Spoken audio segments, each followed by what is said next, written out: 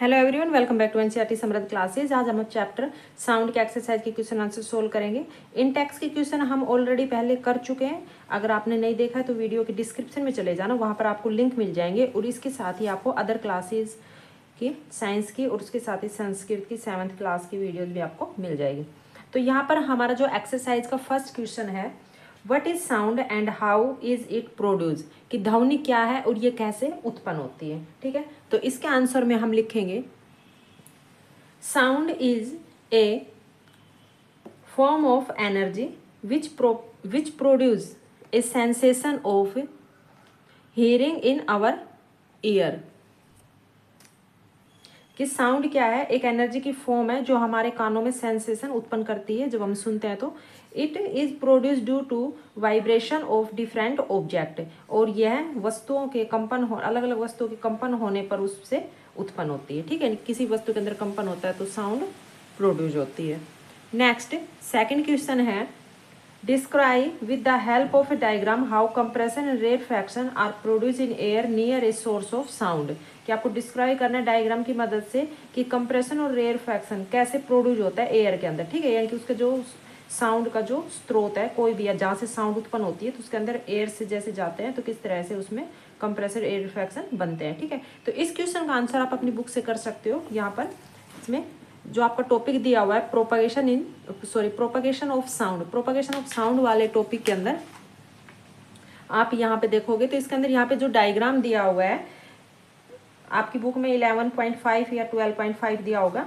A vibrating object creating a series of compression and rarefaction in the medium. ठीक है, यहाँ पर एक डायग्राम शो कर रखा है। तो इसके अंदर जो सी है, सी जो दिखा रखा है ये कंप्रेशन दिखा रखा है, और आर से रेरफैक्शन। तो इसके अंदर दिखा रखा है जैसे ये कोई ऑब्जेक्ट है तो इसके अंदर साउंड जो वाइब्रेशन होता है, तो वाइब्रेशन होने के बाद एयर में से जब वो ट्रैवल करता है, यानी कि उसके जो पार्टिकल्स वगैरह इस टाइप से, तो वहाँ पर जब हाई प्रेशर होगा तो इसके अंदर जो फॉरवर्ड की तरफ जाएंगे तो हाई प्रेशर होगा, तो यहाँ पर क्या होगा, कंप्रेशन बनेगा। ठीक है, और फिर जो लो प्रेशर हो जाएगा तो उसके अंदर क्या बनेगा, रेयरफैक्शन। फिर हाई प्रेशर तो कंप्रेशन, फिर लो फ्रैक्शन तो रेयरफैक्शन। इस तरह से कंप्रेशन और रेयरफैक्शन बनेगा। ठीक, तो इसके अंदर ये आपको डायग्राम ड्रॉ करके फिर आपको आंसर में लिखना है कि air is the most common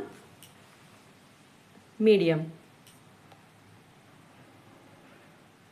air is the most common medium through which sound travel. ठीक है, हवा वो एक मोस्ट कॉमन मीडियम है जिसमें से ध्वनि ट्रेवल करती है। When a vibrating object move forward it pushes and compression the air in front of creating a region of high pressure. ठीक है, जब किसी में वो ऑब्जेक्ट के अंदर वाइब्रेशन होता है तो फॉरवर्ड की तरफ यानी कि आगे की तरफ जाता है, यानी कि उसकी जो आवाज़ होती है वो, तो क्या करते हैं, पुश करते हैं, धकेलते हैं आपस में एक दूसरे को हाई प्रेशर के साथ में, तो उस रीजन के अंदर क्या होता है, कंप्रेशन बनता है। तो the region is called a compression से सी। ठीक है, यानी कि सी है वो कंप्रेशन को रिप्रेजेंटेड करता है।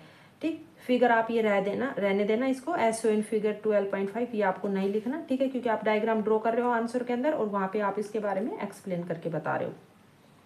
This compression start to move away from the vibrating object, और ये कंप्रेशन जो स्टार्ट करता है यानी आगे और ज़्यादा जो वाइब्रेटिंग ऑब्जेक्ट होते हैं उसमें।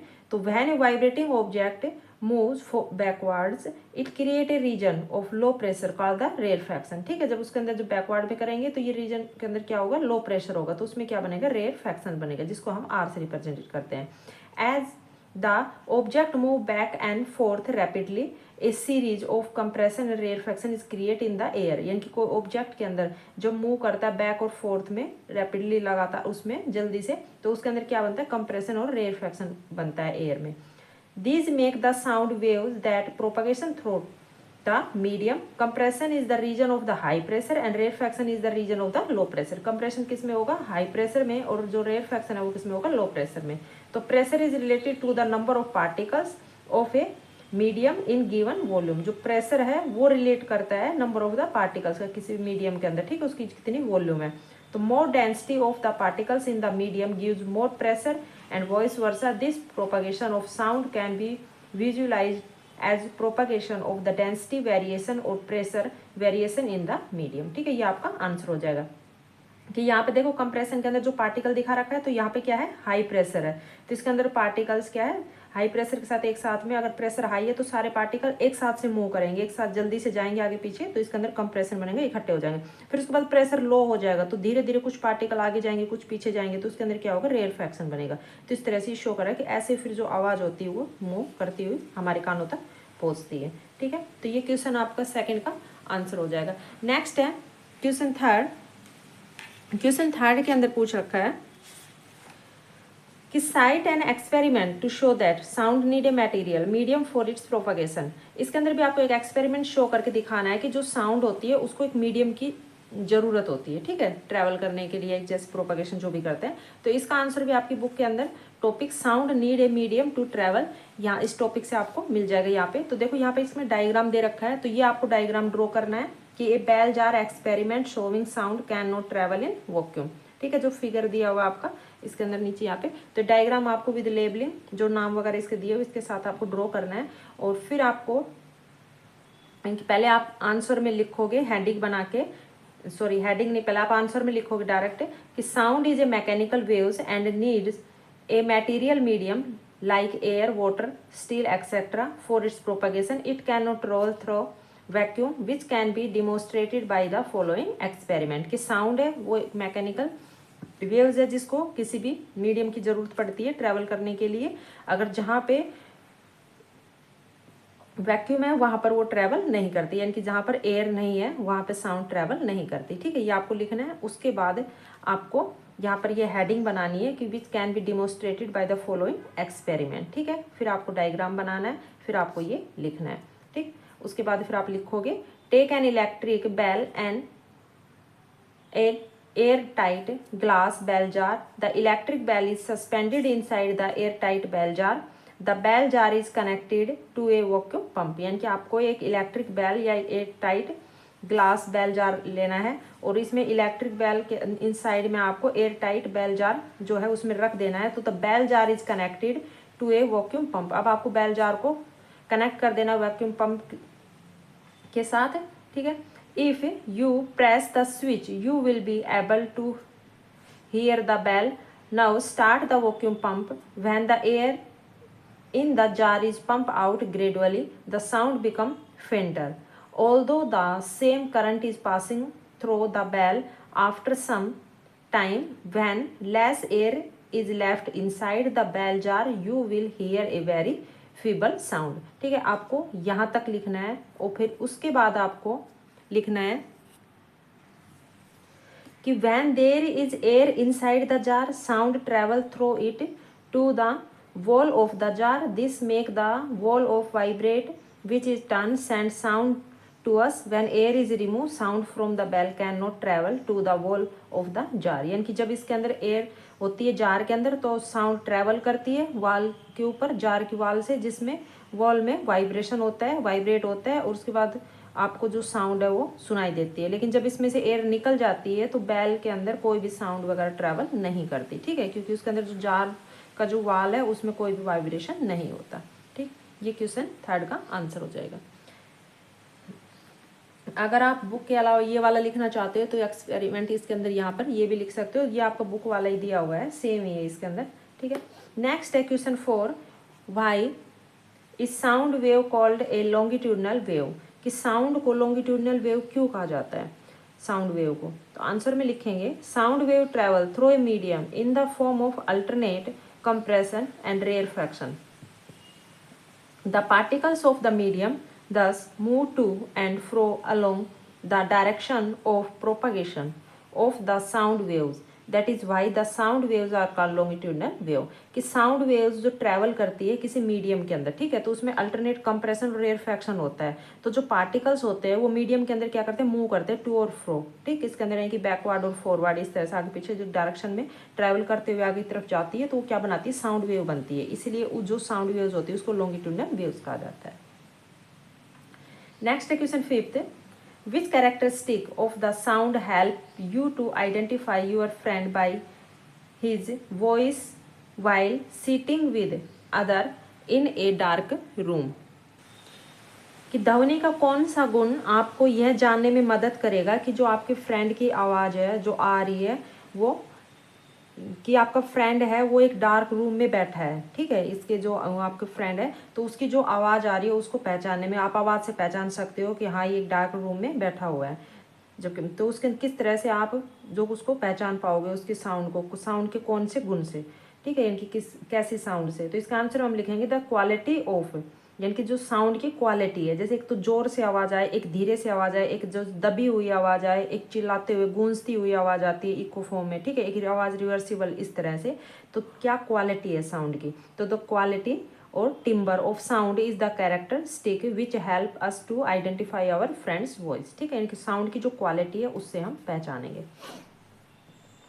नेक्स्ट है question 6, flash and thunder are produced simultaneously, but thunder is here a few seconds after the flash is seen. Why? कह रहा है कि जब आसमान में जब बिजली चमकती है तो आपको बिजली पहले जो दिखाई देती है, लेकिन कुछ सेकंड के बाद आपको उसकी बिजली की आवाज़ पहले आपको सुनाई देती है और उसके बाद आपको जो फ्लैश दिखाई देता है, जो बिजली चमकती है, वो क्यों होता है ऐसा? Answer, the speed of sound, यानी कि जो स्पीड है साउंड की, is much smaller than the speed of light, कि वो क्या है, ज़्यादा है लाइट की स्पीड से, ठीक है, इनकी साउंड की स्पीड क्या है, 344 मीटर पर सेकेंड, और लाइट की स्पीड है 3 × 10⁸ metre per second. So thunder is hear a few seconds after the flash in seen, यानी कि उसकी जो स्पीड है साउंड की वो ज़्यादा है जबकि लाइट की स्पीड कम है, इसलिए जो साउंड हमें पहले सुनाई देती है, यानी कि जो बादल वगैरह जो गरजते हैं वो पहले सुनाई देती है उसकी गरज बिजली की, और बाद में हमें उसका जो फ्लैश है चमकती हुई जो दिखाई देती है, ठीक है, क्योंकि इसकी स्पीड कम है, लेकिन आते दोनों ही साथ ही हैं। नेक्स्ट है question 7, a person has a hearing range from 20 hertz to 20 kilo hertz, यानी कि एक जो पर्सन है, कोई भी व्यक्ति है, तो उसको सुनाई देता है 20 से 20 किलो हर्ट्ज तक सुन सकता है वो। तो what are the typically wavelength of sound wave in air corresponding to these two frequencies, take the speed of sound in air as 344 metre per second. तो उसकी जो वेवलेंथ है, उसकी साउंड की जो वेव की जो सुनाई देता है जो एयर के अंदर आती है, कि दो फ्रीक्वेंसीज है इसके अंदर, यहाँ पर जो 20 और 20 हर्ट्ज दे रखा है, कि 20 से और 20 किलो हर्ट्ज तक की जो रेंज है यहाँ पर, ठीक है, इसके 20 तक का व्यक्ति सुन सकता है। तो इसने पूछ रहा है कि जो टिपिकली वेवलेंथ क्या होगी साउंड की 20 से और 20 हर्ट्ज टू 20 किलो हर्ट्ज तक के बीच में, जो टू फ्रीक्वेंसी है जी है इसकी, जो एयर के अंदर क्या टिपिकली जो वेवलेंथ है साउंड की, इसके अंदर जो स्पीड दी हुई है कि स्पीड है साउंड की एयर में, वो ये है 344 मीटर पर सेकेंड, ठीक है, जैसे हमने ऊपर 6 क्वेश्चन के अंदर पढ़ा था, यहाँ पर जो स्पीड दे रखी है, तो यहाँ पर इतनी स्पीड है, तो टिपिकली हमें साउंड की वेवलेंथ बतानी है। तो आंसर में हम सोल्व करेंगे, तो हमें जो दिया हुआ है गिवन लिखेंगे कि स्पीड ऑफ साउंड यानी mu equal to 344 metre per second, ठीक है। फ्रीक्वेंसी, तो यहाँ पर देखो टू फ्रीक्वेंसीज है, तो फ्रीक्वेंसी हम V1 और V2 लेंगे यहाँ पर, ठीक है, यानी कि फ्रीक्वेंसी V1 होगी 20 हर्ट्ज एंड V2 फ्रीक्वेंसी यहाँ पर 20 किलो हर्ट्ज, तो यहाँ पर जो 20 किलो हर्ट्ज यानी कि 20,000 हर्ट्ज होगी, ठीक है। तो wavelength of sound wave corresponding to 20 hertz, तो यहाँ पर हम λ1 यानी कि वेवलेंथ निकालेंगे, तो वेवलेंथ का फॉर्मूला क्या है, म्यू बाई V1, ठीक, इसके अंदर यहाँ पे यानी कि speed of sound by frequency, तो स्पीड ऑफ साउंड दे रखी है हमारे पास यहाँ पे 344, और 344 बाई हम लिखेंगे सबसे पहले 20 का, ठीक है, 20 हर्ट्ज, तो यहाँ पर क्या आ जाएगा इसके आंसर 17.2 मीटर। तो ये हमारी फ्रीक्वेंसी फर्स्ट यानी कि V1 आ गई 20 हर्ट्ज की, क्योंकि हमें दोनों फ्रीक्वेंसीज की जो टिपिकली वेवलेंथ बता रही है, ठीक है, यहाँ पे यानी कि दीज टू फ्रीक्वेंसीज की यहाँ पे, तो इसके अंदर 17.2 मीटर V1 का आ गया यानी कि फ्रीक्वेंसी फर्स्ट। इसी तरह से हम सेकंड का निकालेंगे, फाइंड आउट करेंगे V2 का, तो इसमें भी सेम एज इट इज ऐसे ही करेंगे यहाँ पर कि wavelength of sound wave corresponding, तो इसके अंदर जो हमारी दी हुई है V2 यहाँ पर क्या है 20,000 किलो हर्ट्ज, तो λ2 equal to V by V2 equal 344 by 20,000, तो इसको हम सोल्व करेंगे तो 0.0172 मीटर आ जाएगा, ठीक है। तो ये क्वेश्चन 7 का आंसर है। नेक्स्ट है क्वेश्चन 8, इसके अंदर पूछ रहा है कि 2 children are at opposite end of a aluminium rod, यानी कि दो बच्चे हैं, वो एल्यूमिनियम रोड के अपोजिट एंड पर है, यानी कि इस तरह से सपोज करो जैसे कि एक लाइन है तो एल्यूमिनियम रोड है, ठीक है। तो एक बच्चा इधर है और एक इधर है।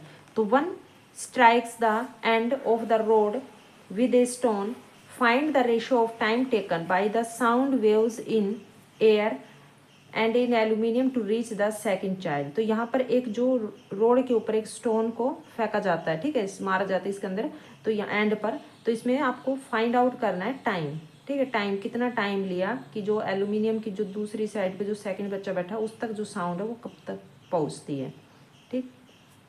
तो आंसर में हम सोल्व करेंगे। सबसे पहले जो दिया हुआ है वो लिखेंगे कि लेट करेंगे कि length of the aluminium road, क्योंकि यहाँ पर एल्यूमिनियम रोड की लेंथ नहीं दे रखी, तो हमें लेंथ फाइंड आउट करेंगे यहाँ पे, ताकि लेंथ फाइंड आउट करेंगे तो इसके अंदर क्या होगा, जो डिस्टेंस है वो हम फाइंड कर सकते हैं। तो the length of the aluminium rod is equal to D metre, ठीक है, यानी कि हमने डी मीटर सपोज कर लिया। तो speed of sound in air 346 metre per second. तो time taken by sound in air equal to T, तो T equal to D by 346 per second, sorry second यहाँ पर, क्योंकि यहाँ पर हमने नीचे लिख दिया तो मीटर का यानी कि पर सेकेंड हो जाएगा। तो यहाँ पर हमें टाइम निकालना है, तो टाइम की यूनिट क्या होती है, सेकंड होती है, तो हम यहाँ पर सेकंड लिखेंगे, ठीक है। आपको यूनिट भी ध्यान में रखना है, जैसे यहाँ पर स्पीड निकालनी, तो स्पीड के अंदर जो डिस्टेंस में है तो इसमें हम मीटर लिखेंगे यहाँ पर। तो यहाँ पर सेकंड लिखेंगे डी बाई 346। अब speed of sound in aluminium के अंदर जहाँ पर क्या आ जाएगा 6420 मीटर पर सेकेंड। तो time taken by sound in aluminium rod के अंदर, तो हम टी निकालेंगे। यहाँ पर आपको जो स्पीड है वो लर्न करनी पड़ेगी, ठीक है। आपकी बुक के अंदर दिया हुआ है कि जो स्पीड है साउंड के एल्यूमिनियम में कितनी होती है और एयर के अंदर कितनी होती है, ठीक है। यहाँ पर एयर में 344 पीछे जो क्वेश्चन में दी हुई थी, लेकिन यहाँ पर ना तो एल्यूमिनियम की दी हुई है और ना ही एयर के अंदर, ठीक है। तो आपको याद रखना है कि एयर के अंदर जो 346 है और यहाँ पर एल्यूमिनियम में जो स्पीड होती है वो इतनी होती है, ठीक है। फिर हम इसमें फॉर्मूला अप्लाई कर देंगे। तो time taken by the second sorry by sound in aluminium rod, तो T equal D by 6420 second. तो ratio of time taken by sound wave in air and aluminium, air और एल्यूमिनियम के जो ratio है वो हम फाइंड आउट कर लेंगे यहाँ पर। तो यहाँ क्या करेंगे टी बाई टी, यानी कि T1 T2, या फिर आप ऐसे भी लिख सकते हो टी जो एयर वाला और टी टाइम है जो एल्यूमिनियम का। तो यहाँ पर जो एयर में है D by 346 into 6420 by D, ठीक है। ये क्या होगा क्रोस्पोंडिंग हो जाएगा, इसके साथ इसमें जो सॉरी क्रोस्पोंडिंग नहीं, इसमें रिवर्स हो जाएगा, ठीक है। रेसिप्रोकल में चल इसके रिवर्स कर देंगे, इसको उल्टा कर देंगे, क्योंकि यहाँ पर डिवाइड है, मल्टीप्लिकेशन के अंदर ले जाएंगे तो ये 6420 बाई डी हो जाएगा। तो इसको सोल्व करेंगे तो हमारे पास क्या होगा, डी से डी कट जाएगा तो यहाँ पर ये आ जाएगा। अब इसको हम डिवाइड करके कट करके सोल्व करेंगे तो हमारा जो आंसर है वो क्या आ जाएगा 18.55, ठीक, ये इसका आंसर हो जाएगा। आपको न्यूमेरिकल के लिए अगर कहीं पर वैल्यू नहीं दी हुई है तो आपको वैल्यू लर्न कर लेना। आपकी बुक के अंदर एक छोटी सी टेबल दी हुई है, उसके अंदर बताया हुआ है आयरन में साउंड ट्रैवल की स्पीड क्या है, एयर में क्या है, एल्यूमिनियम क्या है, इस तरह से, ठीक है। तो यहाँ पे बस आपको फॉर्मूला याद रखना है, फॉर्मूला आपको अप्लाई कर देना है। नेक्स्ट है क्वेश्चन 9 कि the frequency of A source of sound is 100 hertz. जो फ्रीक्वेंसी दी हुई है साउंड के सोर्स में तो वो क्या है 100 हर्ट्ज। तो how many time does in vibrate in a minute, तो 1 मिनट में ये कितनी बार वाइब्रेट करेगा। तो आंसर में हम लिखेंगे फ्रीक्वेंसी ऑफ सोर्स दी हुई है 100 हर्ट्ज, यानी कि 100 पर सेकेंड। तो number of vibration in 1 second, 1 second के अंदर क्या हो गया 100, और number of vibration in 1 minute, तो 1 मिनट के अंदर कितनी होती है 60 सेकेंड होती है, तो 100 इंटू 60, तो क्या हो गया यहाँ पे 6000 आंसर आ जाएगा इसका। नेक्स्ट है क्वेश्चन 10 कि does sound follow the same law of reflection as light does explain. यहाँ पर आपको बताना है कि क्या जो साउंड है वो सेम ही लॉ जो नियम है वो रिफ्लेक्शन ऑफ लाइट के अंदर भी जो साउंड का और रिफ्लेक्शन ऑफ लाइट का जो सेम ही लॉ है क्या, एक्सप्लेन करो। कि एक जैसा ही रूल है कि रिफ्लेक्शन होने का, साउंड भी जो रिफ्लेक्ट होती है और लाइट भी जो रिफ्लेक्ट होती है, तो दोनों का जो रिफ्लेक्शन लॉ है वो क्या है सेम ही है क्या। तो आंसर में yes, sound follow the same law of reflection as light does, the direction in which sound is incident and reflected make equal angle with the normal to the reflecting surface and the three lies in the same plane. For verification of these law, तो इसका answer आपको यहीं तक लिखना है कि जो sound है वो क्या करती है, सेम लॉ फॉलो करती है रिफ्लेक्शन ऑफ लाइट की तरह ही, ठीक है, कि जो डायरेक्शन है साउंड की वो इंसिडेंट एंड रिफ्लेक्टेड में इक्वल एंगल बनाती है, ठीक है, जिस तरह से लाइट के अंदर एंगल बनता है इसी तरह से इसके अंदर एंगल इक्वल बनता है with the normal reflection surface पे, और दो three lies in the same plane, और इसी तरह से जो प्लेन जो मिरर वगैरह के अंदर भी जिस तरह से पॉइंट एंगल ऑफ रिफ्लेक्शन बनता है, तो angle of incident at the point of incident equal to angle of reflection होता है, ठीक है यहाँ पर। तो आपको यहाँ ये दो पॉइंट लिखना है इसके अंदर, ठीक, ये इसका आंसर होगा। नेक्स्ट है क्वेश्चन 11 कि when is sound is reflected from a distance object and echo is produced, let the distance between the reflecting surface and the source of sound production remain the same. Do you hear echo sound on a hotter day?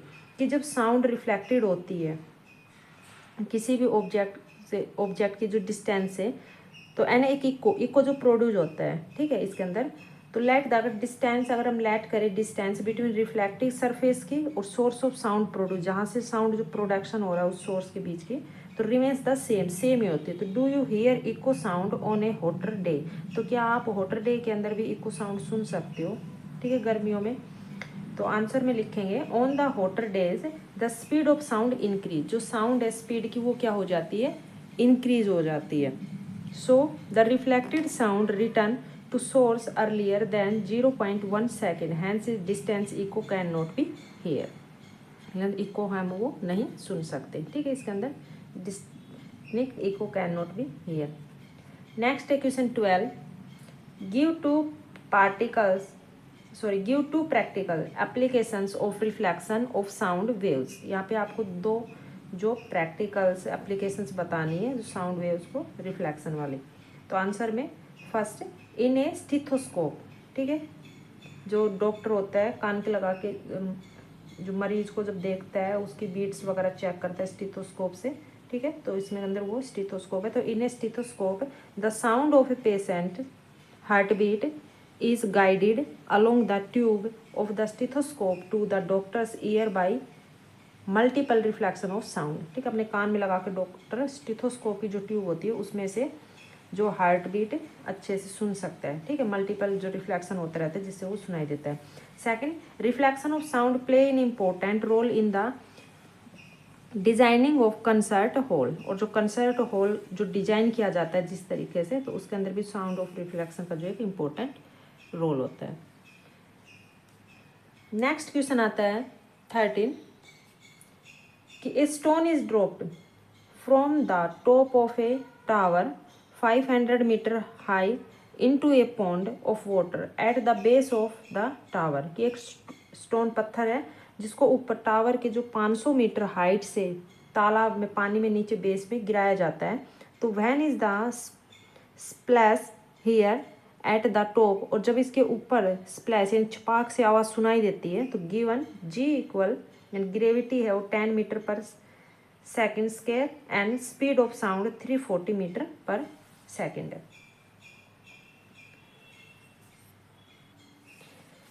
तो यहाँ पर आपकी जो जी दिया हुआ है और इसके अंदर साउंड की स्पीड दी हुई है, यहाँ पे जो आपको फ्लैश सुनाई देता है ऊपर, तो वो आपको बताना है कि कब सुनाई देता है, कितना टाइम लगेगा, ठीक है, उसको सुनाई में जो फ्लैश के ऊपर जो स्पार्क से आवाज़ सुनाई देगी ऊपर, तो वो आपको सुनाई देगा, तो कब सुनाई देगा। तो सबसे पहले हम क्या करेंगे, यहाँ पे इसमें टाइम फाइंड आउट करेंगे कि जो ऊपर से स्टोन गिराया 500 मीटर की हाइट से जो वाटर के जो नीचे बॉटम तक गया, तो उसके बीच में जो कितना टाइम लिया उसने, ठीक है, इसके अंदर।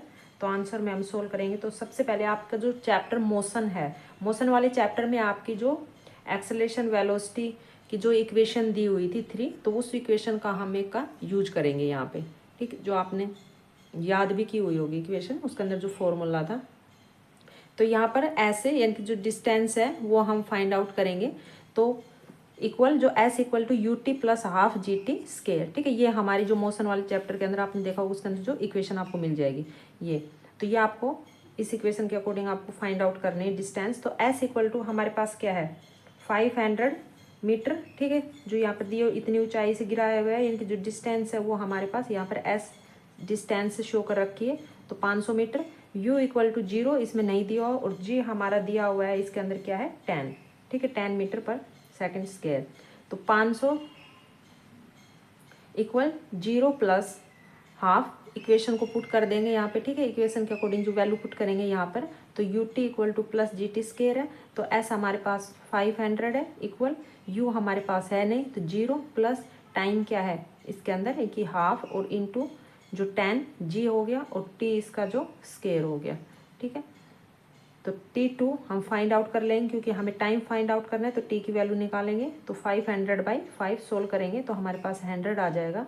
तो T स्केयर है इसका, यानी कि किसका हो गया 10 का, ठीक है। तो 10 सेकेंड। तो time taken by sound to travel from the base of the tower to its top, तो T equal to distance by speed of sound. तो हमारे पास डिस्टेंस है 500 मीटर और speed of sound 340 metre per second, equal solve करेंगे तो 1.47 second आ जाएगा। तो total time after which the class is heard, तो टोटल टाइम कितना लगेगा ऊपर सुनने में, तो T प्लस T, ठीक है। यानी कि एक पत्थर उसमें गिरेगा, और गिरने के बाद जैसे बॉटम से ऊपर की तरफ से साउंड आएगी, तो उसके अंदर फिर आपको ऊपर की तरफ आवाज़ सुनाई देगी, ठीक है। तो दोनों टाइम को हम प्लस करेंगे, तो T plus T equal to 10 plus 1.47 equal to 11.47 second, ठीक है। तो ये आपको टाइम लगेगा, तो ये इस क्वेश्चन का आंसर आ जाएगा। नेक्स्ट क्वेश्चन है 14। A sound wave travels at a speed of 339 metre per second if its wave length is 1.5 centimetre, what is the frequency of the wave, will it be audible. क्योंकि sound wave है travel कर रही है किस speed से, इस 339 metre per second की speed से, तो इसकी जो वेव लेंथ है 1.5 सेंटीमीटर है। तो इसकी जो फ्रीक्वेंसी क्या होगी वेव्स की, ठीक है, क्योंकि यहाँ पर देखो वेव लेंथ दिया हुआ है, यहाँ पर वेव की जो फ्रीक्वेंसी पूछ रहा है, और विल इट बी ऑडिबल, और क्या ये सुनने लायक है क्या, ठीक है, क्या हम इसको सुन सकते हैं। तो सॉल्यूशन करेंगे, तो speed of the sound wave यानी म्यू जो दिया हुआ है 339 metre per second, wave length lambda equal 1.5 centimetre, ठीक है। इसको मीटर में कन्वर्ट कर लेंगे तो 0.015 आ जाएगा। Frequency v equal to U by lambda होता है, ठीक है। तो इसको डिवाइड कर देंगे, सोल्व करेंगे तो 22,600 हर्ट्ज आ जाएगा।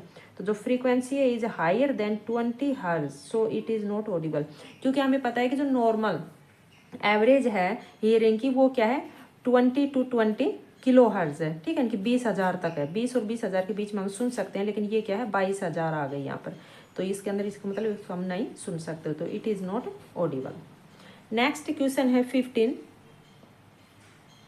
कि व्हाट इज द रिवर्बरेशन और how can it be reduce.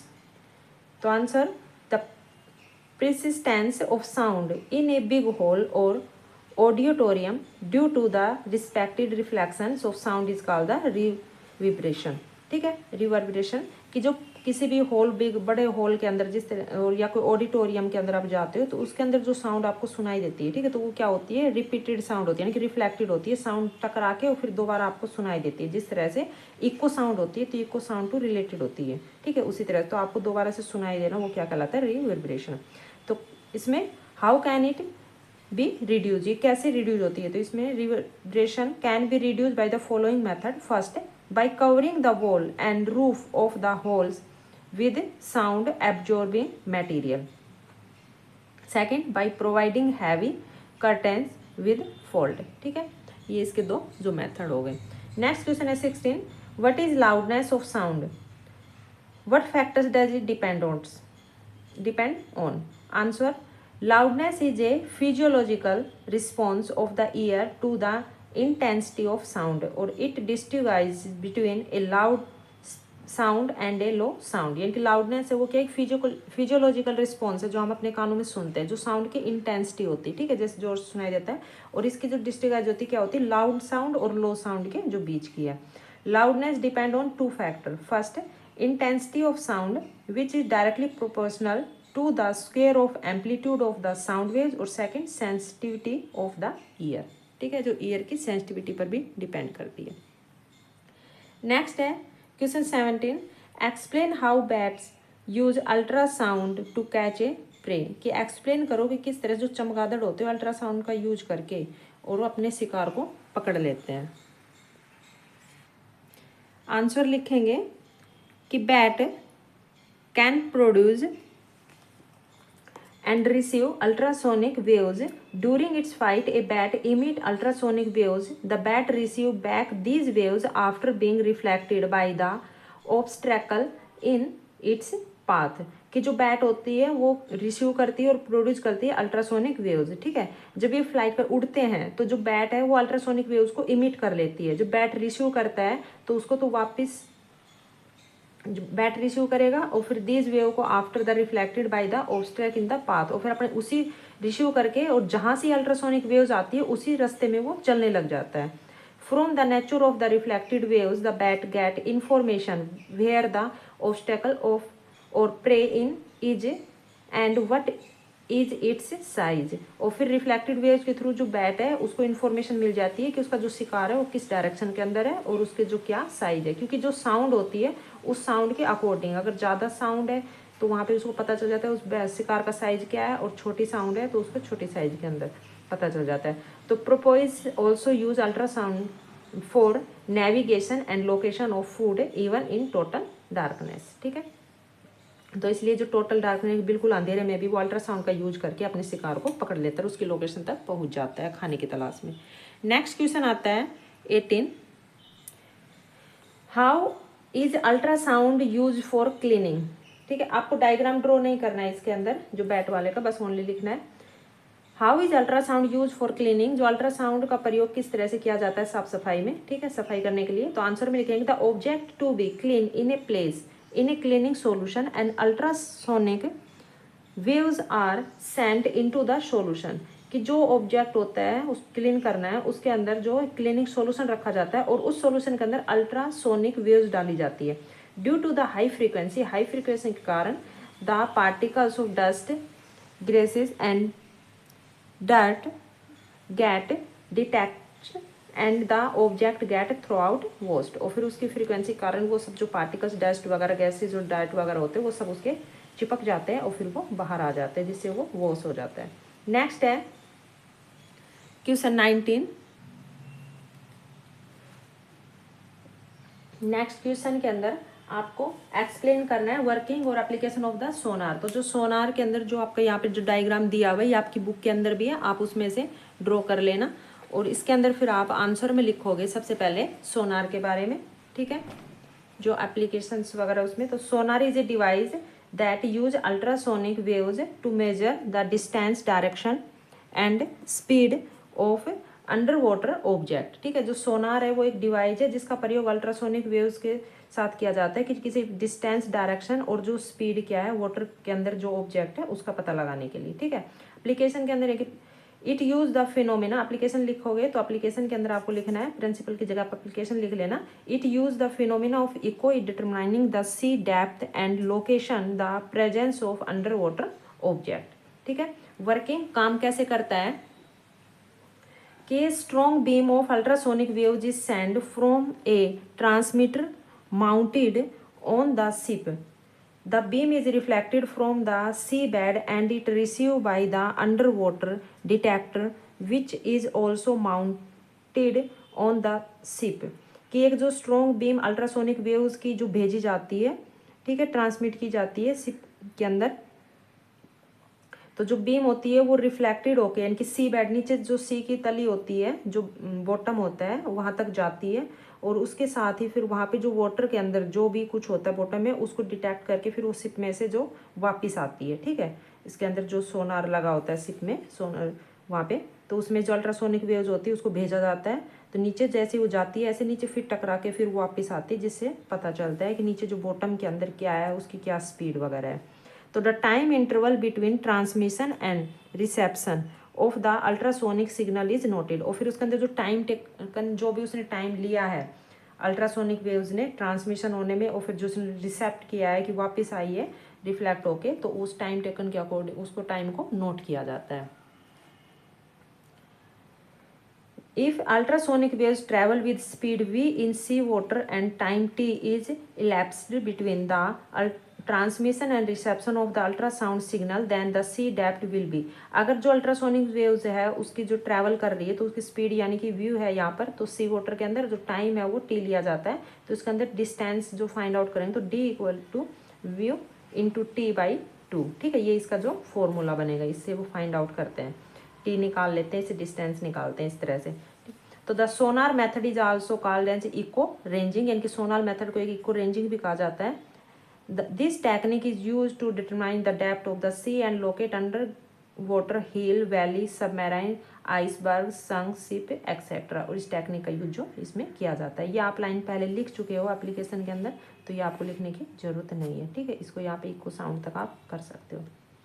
ठीक, ये जो हमारा 19 क्वेश्चन था इसके अंदर, ये डायग्राम आपकी बुक में दिया हुआ है, आप वहाँ से ड्रॉ कर लेना। इसके अंदर यहाँ पे दिखा रखा है जैसे ट्रांसमिट की जाती है, जो यहाँ पर जो वेव्स होती है अल्ट्रासोनिक उसको पहुँचाता है, फिर ये जैसे सी बेड या बॉटम के अंदर टकराती है तो यहाँ से रिफ्लेक्ट होकर फिर जो वापस जाती है। ठीक है, तो वापस जाकर इसमें देखते हैं कितना टाइम लिया गया है और जो क्या इसकी जो स्पीड वगैरह, इस तरह से जो शिप जब चलती है सी के अंदर तो उसको पता चल जाए कि बॉटम के अंदर जो भी कुछ भी ऑब्जेक्ट है वो क्या है या क्या नहीं। ठीक है, क्योंकि उस ऑब्जेक्ट से टकरा के ये उसकी जो साउंड वगैरह है उसको बता देती है।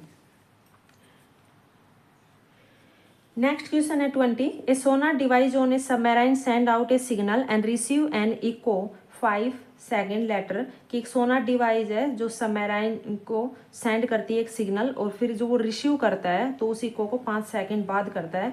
तो calculate the speed of sound in water if the distance of the object from the submarine is 3625 metre. ठीक है, हमें कैलकुलेट करनी है स्पीड साउंड की, वाटर के अंदर क्या जो स्पीड है।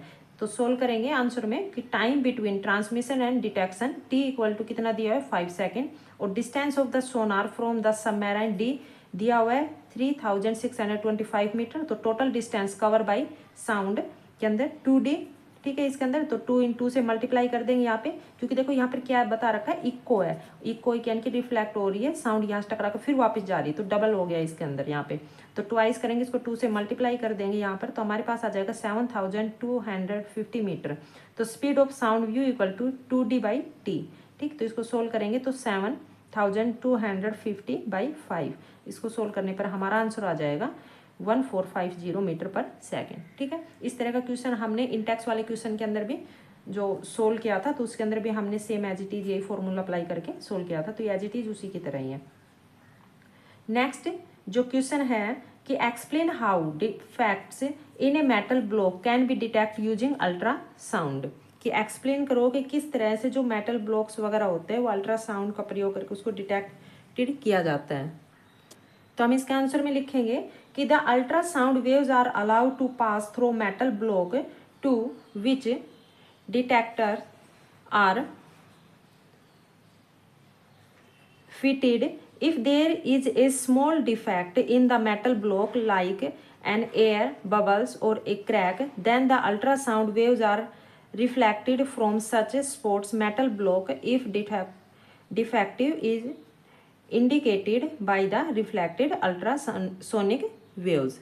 ठीक है, इसके अंदर ये इसका आंसर हो जाएगा। अगर अल्ट्रासोनिक वेव्स को हम अलाउ करते हैं किसी भी मेटल ब्लॉक वगैरह के अंदर पास करते हैं, उसको डिटेक्टर करते हैं तो उसको फिटेड करने के लिए, तो देयर इज ए स्मॉल जो डिफेक्ट मेटल ब्लॉक होते हैं तो उसके अंदर कुछ एयर्स या जो बबल्स वगैरह या क्रैक वगैरह होता है, तो जो अल्ट्रासाउंड वेव्स होती है वो रिफ्लेक्टेड होती है और उस स्पॉट तक, ठीक है, उस स्पॉट तक पहुंचती है जहाँ पर वो क्रैक वगैरह या एयर बबल्स वगैरह से कुछ भी है उसके अंदर। तो metal blocked if defected indicated by the reflected ultrasonic waves, और जो वहाँ पर कोई भी मेटल जैसे ब्लॉक है वगैरह कुछ भी हो रहा है तो अल्ट्रासोनिक वेव क्या होती है, रिफ्लेक्टेड हो जाती है उस पॉइंट से। ठीक है, कि जो भी जहाँ पर जो स्पॉट है।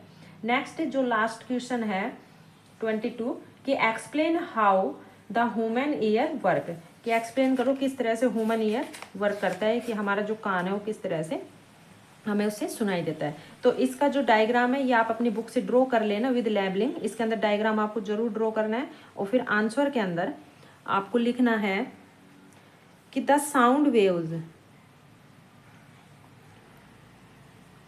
Are collected by the pinna, जो साउंड वेव्स होती है पाइना से कलेक्ट की जाती है, and then are directed through ear canal. The sound waves on shrinking the eardrum make it vibrate exactly the same way as the given sound emitting object. The bones in the middle ear start vibrating. When the eardrum vibrates, it helps in magnifying the vibration. When the magnified vibration reach the cochlea in the inner ear, the fluid in it starts vibrating. These vibrations are picked up by sensory receptors and are converted into electrical signals. These electrical signals then travel to the brain which interprets sound. ठीक है, इसके अंदर की जैसे ये हमारे year का जो डायग्राम दिया है, यानी कि इसके अंदर जैसे हम कोई भी साउंड सुनते हैं तो हमारी साउंड इस तरह से जाती है। तो हमारा जो ईयर का अंदर जो पार्ट होते हैं उसके अंदर 3 बोन्स होती है। ठीक है, तो 3 बोन्स के अंदर वहाँ पे उसमें ईयर ड्रम्स होता है अंदर। तो ईयर ड्रम्स के अंदर एक लिक्विड प्रेजेंट होता है जिसको कोल्किया कहा जाता है। ठीक है, वो कोल्किया होता है ईयर ड्रम्स के अंदर। तो जैसे ही साउंड जाएगी तो उसमें जो 3 बोन्स होती है उसके ऊपर टकराएगी। ठीक है, वहां पे तो साउंड जाने के बाद बोन्स के अंदर क्या होगा, वाइब्रेशन होगा, और वो वाइब्रेशन वो ईयर ड्रम के अंदर पास करेगी। तो ईयर ड्रम के अंदर जो कोल्किया होता है वो कोल्किया के अंदर जो वाइब्रेशन होना स्टार्ट होगा, और वहां पर जो कोल्किया होता है ये जो दिखा रखा है इसके अंदर, इसमें साथ ही हमारी जो नर्व्स ऑडिटरी नर्व्स होती है इनकी स्मॉल हेयर्स की तरह प्रेजेंट होते हैं जो ब्रेन से कनेक्टेड होती है। फिर जो कोल्किया का वाइब्रेशन होता है वो ऑडिटरी नर्व्स तक पहुंचती है, उसके अंदर वाइब्रेशन होता है, वो हमारे ब्रेन तक जो मैसेज पहुंचाता है कि क्या वाइब्रेशन हुआ है। तब हमारे ब्रेन के अंदर जैसे ही जो वाइब्रेशन जाता है तो ब्रेन हमारा उसको ये बताता है कि हमने ये वाली साउंड सुनी है। ठीक है, और इस तरह से हम कोई भी साउंड होती है वो सुन सकते हैं। तो ये हमारा जो एक्सरसाइज के क्वेश्चन आंसर थे वो कंप्लीट हो गए। I hope you like this video. आपको वीडियो पसंद आई हो तो प्लीज़ लाइक और सब्सक्राइब जरूर करना। Thanks for watching this video.